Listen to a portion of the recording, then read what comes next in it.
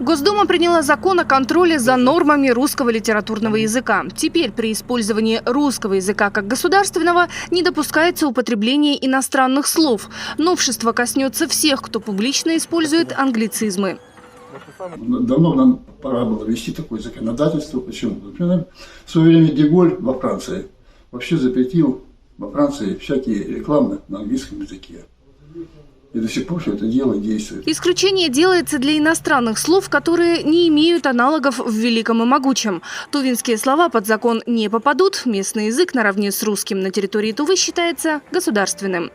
Ну, в отношении тувинского языка у нас есть Конституция Российской Федерации, Конституция Республики Тыва.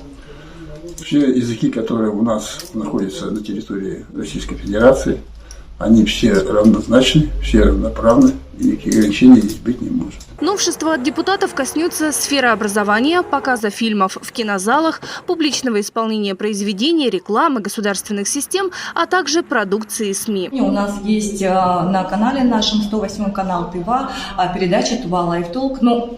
На английском языке. Если нужно будет, конечно, мы переименуем на русское название. То есть проблем я в этом абсолютно не вижу. Я думаю, что и своих зрителей, и подписчиков мы не потеряем, потому что самое главное – это не название, а содержимое и о том, о чем говорится в передаче. У нас очень интересные герои, очень интересные ведущие, и эта передача пользуется успехом. Отмечу, что закон принят сразу во втором и третьем чтениях. Ольга Возовикова, Дмитрий Аюн, канал «Республика».